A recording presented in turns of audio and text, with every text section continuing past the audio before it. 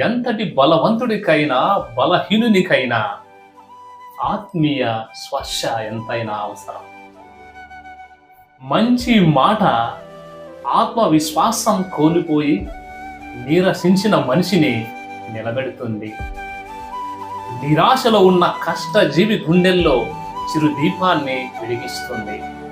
నేను ఉన్నాను కదా అన్న ఒక మంచి మాట, ఈ కాలం గడిచిపోతుందిలే అన్న ఓదార్పు, నీ వల్ల అవుతుంది అనే నమ్మకం,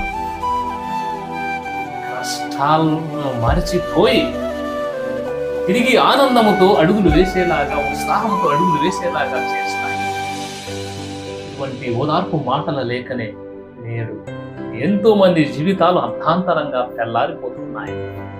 స్నేహితులారా, నేటి ఆధునిక ప్రపంచంలో ఎంతో మంది కనువు చాలించుకుంటున్నారు. మార్కులు తగ్గాయని ఒక విద్యార్థి, ప్రేమించిన అమ్మాయి దక్కలేదని ఒక ప్రేమికుడు, ఆఫీసులో సూటిపోటి మాటలు భరించలేకపోతున్నారు అని అల్లాడిపోతున్న ఒక యువ ఉద్యోగి,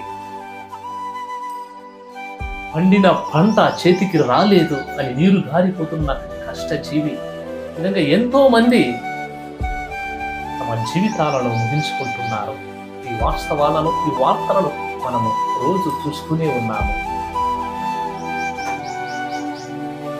ఊలి దెబ్బలు తగలకుండానే శిల్పంగా మారుతుందంటారా?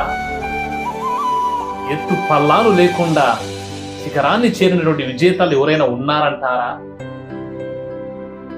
ఇటువంటి మాటలు వారి మనసుల్లో మనము నాటగలిగితే ఇటువంటి దారుణానికి వారు ఒడిగట్టారు కదా.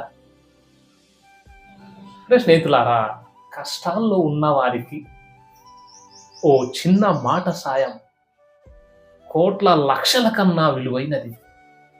పడిపోతున్న వ్యక్తిని మనం మాట్లాడే మాటలు నిలబెట్టగలిగితే ఒక జీవితాన్ని మనం నిర్మించిన వారం అవుతాం కదా. అందరి జీవితాలు నల్లేరు మీద బండి నడకలాగా సాగుతాయి అనుకోవడం పొరపాటు. కొందరి చిరునవ్వుల వెనుకాల పంటి బిగువన భరిస్తున్న కష్టాలు ఉండవచ్చు. మౌనంగా తమ పని తాము చేసుకుంటూనే తీవ్రమైన ఒత్తిడికి గురవుతున్న వారు ఉండవచ్చు. ఎంతటి ధైర్యవంతులకైనా పరిస్థితులు అనుకూలించకపోతే నిరాశకు గురవుతారు, కృంగిపోతారు. అట్టి వారిని వారి వ్యతల నుంచి బయటపడేద్దాం. సమయాన్ని గడిపి భుజం తట్టి